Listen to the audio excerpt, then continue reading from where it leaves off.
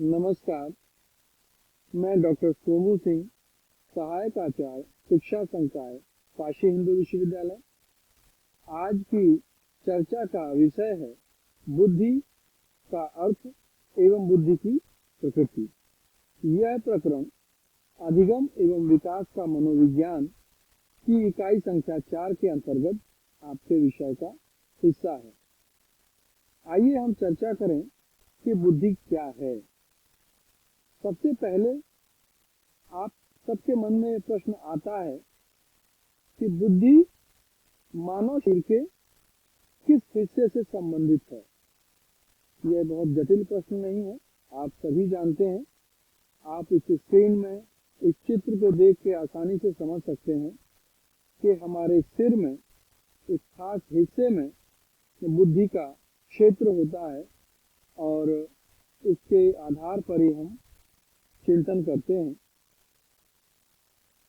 बुद्धि के सामान्य प्रचलित स्वरूपों की अगर हम बात करें, आप सब दैनिक बोलचाल की भाषा में, अपने घरों में, अपने आस पड़ोस में बहुत सारी चीजों को सुनते आए हैं।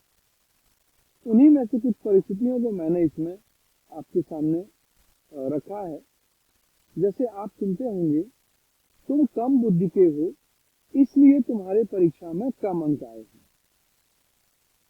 तुम अक्सर गलतियां करते हो क्योंकि तुम्हारे पास कम बुद्धि है। तुम्हें नई जगह पर समायोजन करने में हमेशा अधिक कठिनाई एवं समस्याएं होती हैं। कुछ बच्चे चीजों की अनुपस्थिति में उनके बारे में सोचकर समस्या हल नहीं कर पाते हैं क्योंकि उनके पास बुद्धि कम होती है। कुछ लोग निरर्थक घूमकर अपना समय बर्बाद करते हैं क्योंकि उनके पास कम बुद्धि है। इन सारी परिस्थितियों का यदि आप विश्लेषण करें तो आपको अंदाजा लगेगा कि बुद्धि के बारे में हम किस तरीके से बात करते हैं। और भी कुछ शब्द प्रचलित हैं, जैसे हम किसी को संबोधित करते हैं कि आप बहुत तेज हैं, बहुत प्रखर हैं, बहुत चतुर हैं। कहीं ना कहीं ये शब्द उसके बुद्धिमान होने के लक्षण के रूप में देखे जाते हैं। बुद्धि को अगर हम परिभाषित करने की बात करें, बुद्धि की परिभाषा के संदर्भ में जो सबसे पहले प्रयास हुए, बुद्धि का परीक्षण 1905 में पहला परीक्षण बिने तथा साइमन द्वारा निर्मित किया गया। यह दोनों सदस्य फ्रांस सरकार द्वारा बनाए गए एक आयोग के सदस्य थे। इनको यह जिम्मेदारी दी गई कि ये लोग यह पता लगाएं कि फ्रांस के विद्यालयों में इतनी अधिक संख्या में बच्चे क्यों अनुत्तीर्ण हो रहे हैं। क्या इसका कारण यह है कि उनकी मानसिक क्षमता कम है या कोई अन्य कारण। और उसके आधार पर उन्होंने एक 30 प्रश्नों की परीक्षण को सुझाया। ये बुद्धि को मापने का पहला प्रयास था। 1914 में स्टर्न महोदय ने कहा कि बुद्धि जीवन की नई परिस्थितियों तथा समस्याओं के अनुरूप समायोजन करने की सामान्य योग्यता है। यह परिभाषा एक अलग तरीके से बुद्धि को परिभाषित करने की ओर इशारा कर रही थी। हम सब यह जानते हैं कि हमारे जीवन में बहुत सारी परिस्थितियां आती हैं जो नवीन होती हैं और उन नवीन परिस्थितियों के कारण हमारी समक्ष कई चुनौतियां उत्पन्न होती हैं। आप सभी विद्यार्थी हैं, आप सबके जीवन में भी बहुत सारी परिस्थितियां आती हैं, चाहे वो शैक्षिक परिस्थितियां हो, आपकी संस्था से जुड़ी परिस्थितियां हो, आपके घर से जुड़ी परिस्थितियां हो, या कहीं आप जब बाहर निकलते हैं उससे जुड़ी परिस्थितियां हो। इन सारी नवीन परिस्थितियों में आपको समायोजन करना पड़ता है और यह समायोजन आपकी बुद्धि पर निर्भर करता है और यह योग्यता होती है जो बुद्धि द्वारा निर्धारित होती है। टर्मेन महोदय ने परिभाषित किया कि व्यक्ति उतना ही बुद्धिमान होता है जितनी उसमें अमूर्त चिंतन की योग्यता। अब बुद्धि क्या है? अमूर्त चिंतन की योग्यता है।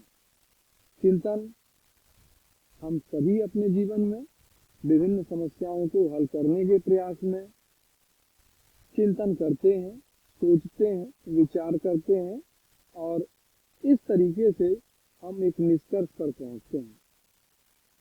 बोरिंग महोदय ने कहा कि बुद्धि परीक्षण जो मापता है वही बुद्धि है। बकिंघम ने कहा कि बुद्धि सीखने की योग्यता है।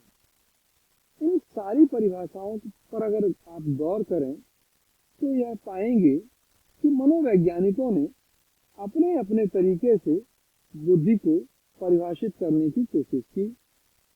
किसी ने कहा कि यह समायोजन करने की योग्यता है, किसी ने कहा कि यह अमूर्त चिंतन की योग्यता है, किसी ने कहा कि यह सीखने की योग्यता है, किसी ने कहा कि जो बुद्धि परीक्षण मापता है वही बुद्धि है।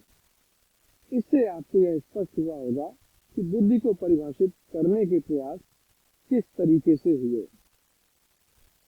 आगे हम ये देखते हैं कि 1939 में वेशलर महोदय ने सारी प्रचलित परिभाषाओं का आकलन करके एक बहुत ही व्यापक और ऐसी परिभाषा दी जो कि कई मनोवैज्ञानिकों द्वारा स्वीकार की गई।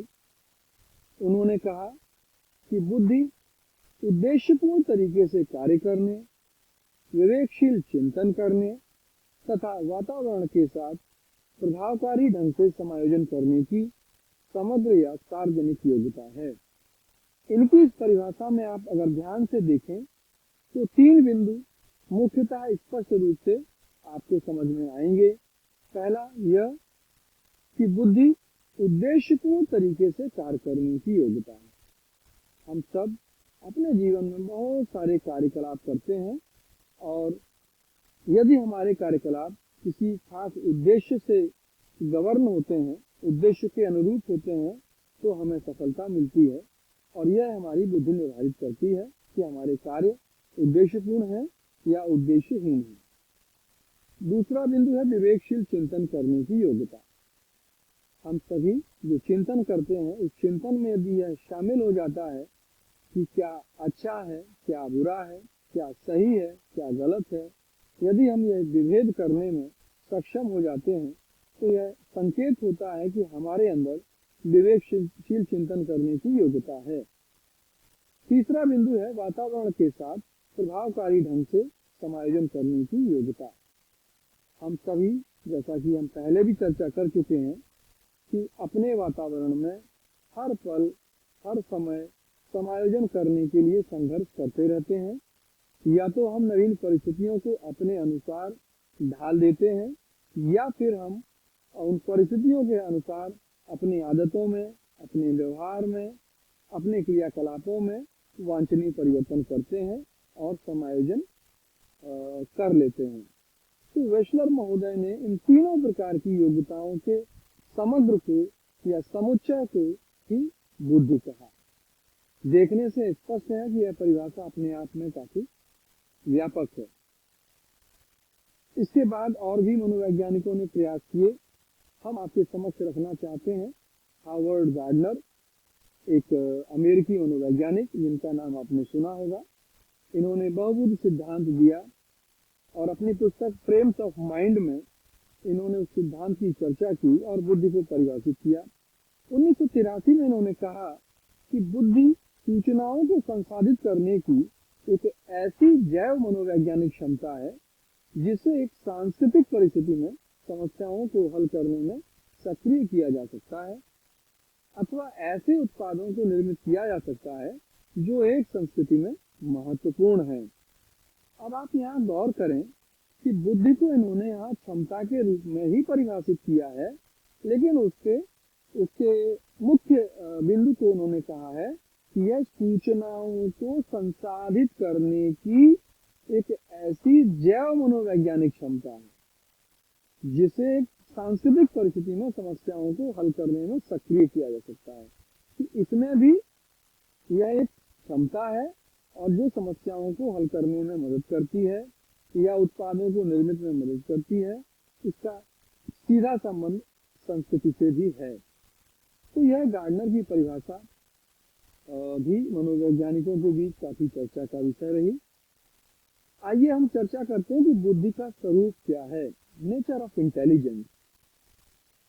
बुद्धि का जो स्वरूप है, विभिन्न मनोवैज्ञानिकों द्वारा दी गई परिभाषाओं से ही बुद्धि का स्वरूप स्पष्ट होता है। बुद्धि विभिन्न क्षमताओं का योग है। थर्स्टन महोदय ने 1938 में कहा कि 7 प्रकार की क्षमताएं होती हैं बुद्धि में। ईएल थॉर्नडाइक महोदय ने कहा कि बुद्धि 3 प्रकार की होती है। गिलफर्ड महोदय ने प्रारंभिक दौर में कहा कि 120 प्रकार की मानसिक क्षमताओं से मिलकर बनती है बुद्धि। बाद में उन्होंने कुछ और भी मानसिक क्षमताएं चिन्हित की और बढ़कर 150 संख्या हुई और वर्तमान में ये संख्या 180 है। हावर्ड गार्डनर महोदय ने प्रारंभ में 7 प्रकार की बुद्धि की चर्चा की और बाद में 1999 में उन्होंने 2 प्रकार की बुद्धि और भी जोड़ी और अब कुल 9 प्रकार की बुद्धि की वो बात करते हैं। तो यहाँ तो बात स्पष्ट है कि सारे मनोवैज्ञानिकों ने ये कहा कि बुद्धि विभिन्न क्षमताओं का एक समग्र योग है। दूसरा, उद्देश्यपूर्ण कार्य करने की योग्यता है। यह भी बड़ा स्पष्ट है कि बुद्धि क्या है, उद्देश्यपूर्ण कार्य करने की योग्यता है। अगर आप निरुद्देश्य कार्य करते हैं, इसका मतलब आपके अंदर बुद्धि कम है। वातावरण के साथ प्रभावकारी ढंग से समायोजन करने की योग्यता। हम सब अगर वातावरण के साथ समायोजन नहीं कर पा रहे हैं या वो तरीके नहीं सीख पा रहे हैं या कम प्रभावकारी तरीके से कर पा रहे हैं, इसका सीधा आशय है कि हमारे अंदर बुद्धि कम है। कहीं ना कहीं यह बुद्धि का ही लक्षण है कि हम वातावरण के साथ प्रभावकारी ढंग से समायोजन कर पाते हैं। तीसरा है विवेकशील चिंतन करने की योग्यता। बुद्धि कहीं ना कहीं हमारे चिंतन को भी निर्धारित करती है। जो व्यक्ति तर्कपूर्ण चिंतन कर ले रहे हैं, जो व्यक्ति सही और गलत में विभेद कर ले रहे हैं, जो व्यक्ति अच्छे और बुरे में तार्किक रूप से अंतर कर ले रहे हैं, उनके अंदर निश्चित रूप से ये माना जाता है कि विवेकशील चिंतन करने की योग्यता है और यह बुद्धि के द्वारा ही निर्धारित होती है। अमूर्त चिंतन करने की योग्यता। बुद्धि यह भी तय करती है कि आपका चिंतन कैसा हो। आप चीजों को उनकी उपस्थिति में ही उससे जुड़ी समस्याओं को हल कर पाते हैं। उस चीज का विभिन्न अन्य वस्तुओं से, व्यक्तियों से, घटनाओं से संबंधों का विश्लेषण कर पाते हैं या फिर उस वस्तु के या व्यक्ति के अनुपस्थिति में भी आप उससे जुड़ी समस्याओं को आसानी से हल कर पाते हैं। अगर आप वस्तुओं को, व्यक्तियों को उनकी अनुपस्थिति में संकेतों के माध्यम से, संकेतों का सहारा लेकर चिंतन करने में सक्षम होते हैं और समस्याओं का समाधान कर लेते हैं, तो यह माना जाता है कि आपके अंदर अमूर्त चिंतन करने की योग्यता है। तो आपने देखा कि बुद्धि की प्रकृति भी बड़ी स्पष्ट है। एक बार फिर से मैं आपके सामने दोहरा देता हूँ कि बुद्धि विभिन्न क्षमताओं का योग है। बुद्धि उद्देश्यपूर्ण तरीके से कार्य करने की योग्यता है।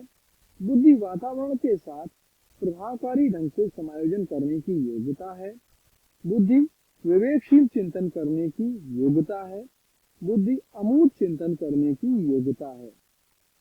आज के इस पाठ में आप सभी विद्यार्थियों ने यह समझा कि बुद्धि का पहला परीक्षण कब आया और किसके द्वारा निर्मित किया गया। बुद्धि की परिभाषाएं विभिन्न मनोवैज्ञानिकों ने किस प्रकार दी और उन परिभाषाओं से क्या संकेत मिले।